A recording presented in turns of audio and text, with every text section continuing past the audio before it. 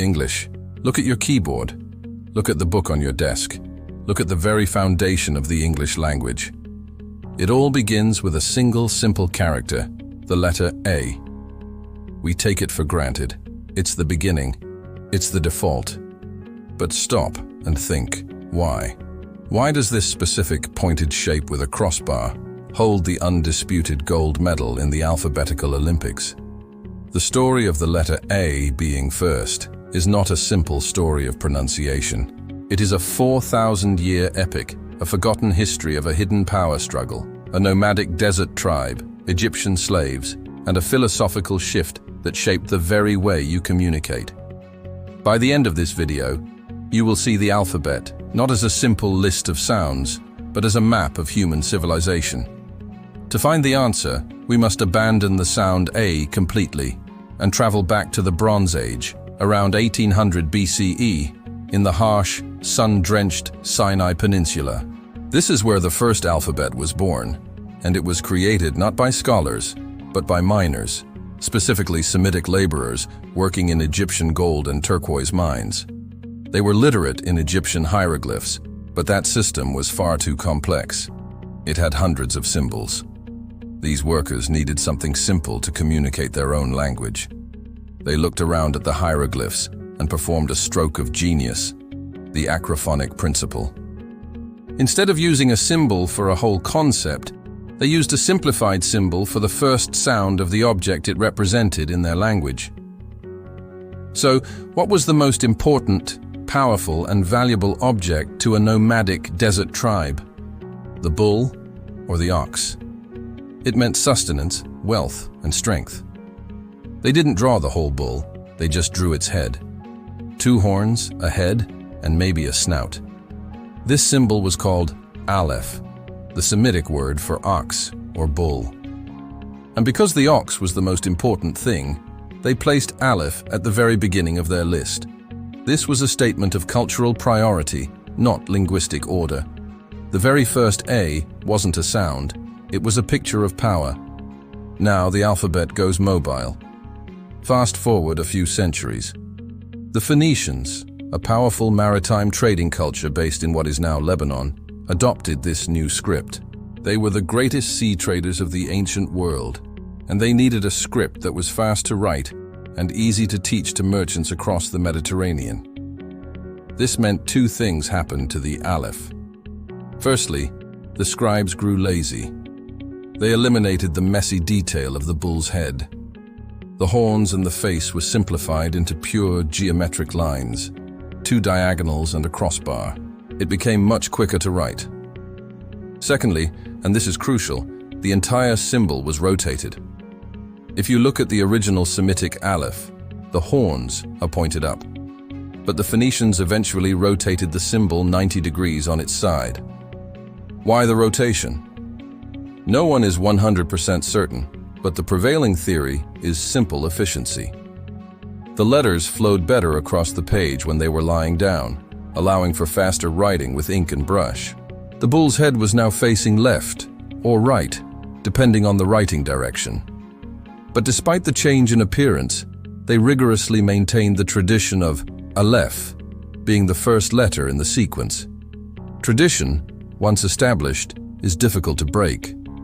This is where our letter truly becomes recognizable.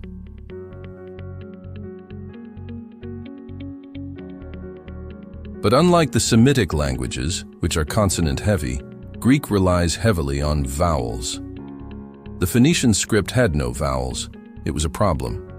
The Greeks, being ingenious, didn't invent new letters for vowels. They repurposed the Phoenician letters they didn't need. And guess which letter was at the top of the list? Aleph.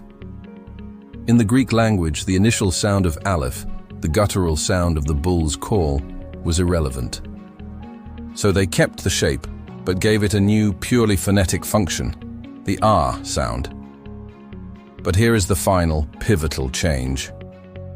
The Greeks flipped the letter upside down. The bull's head, which was lying on its side, was stood back up again, but inverted, with the horns pointing down to become the 2 legs of our letter, and the head becoming the crossbar. It was now Day, Dalas, or rather Alpha, A-Dalal. Crucially, the Greeks were the ones who truly formalized the order. They used the letters not just to write, but to count. Alpha was 1, beta was 2, gamma was 3. When you count, you must start somewhere. And because the Phoenician sequence began with Aleph, the Greek sequence began with Alpha. The former bull's head was now the king of the alphabet, simply by virtue of historical borrowing. The rest, as they say, is history. But it's a history driven entirely by unthinking tradition. When the Etruscans and then the mighty Romans took the Greek alphabet to create the Latin script, the basis of nearly all Western European languages, including English, they didn't question the order. Why would they? Alpha was the first letter for the Greeks, so it became A for the Romans. The alphabetical order was a solidified cultural artifact, passed down from one empire to the next. The Roman Empire spread Latin across Europe, cementing the A at the #1 position everywhere from Britain to Spain. Even as the English language evolved through Anglo-Saxon runes and medieval scripts, the final triumph of the Roman alphabet after the Norman conquest ensured the A remained dominant. The reason A is the most common letter for first names, for academic grades, for military classifications like Alpha Team. It's not a coincidence.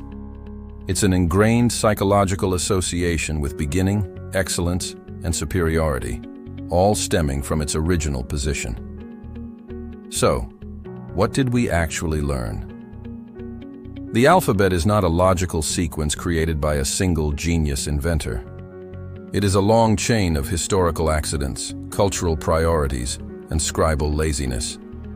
The fact that the letter A is first in the English language is not due to any rule of grammar or sound. It is because a desert tribe valued the ox above all else, placing its symbol first. Phoenician merchants rotated that symbol for writing speed. The Greeks kept the position, but inverted the symbol and gave it a vowel sound. The Romans and eventually the English simply inherited that established order without question. Every time you write a capital A, you are connecting yourself to a 4,000-year-old story. You are drawing the simplified, upside-down head of a bull that once represented life itself to a starving Semitic tribe. The forgotten history of the alphabet is a powerful reminder that the simplest things we use every single day often carry the deepest and most fascinating stories. If you were surprised by the true origin of the letter A, then hit the like button and let me know which common object you want us to deep dive into next in the comments below. Don't forget to subscribe for more forgotten histories. Thanks for watching.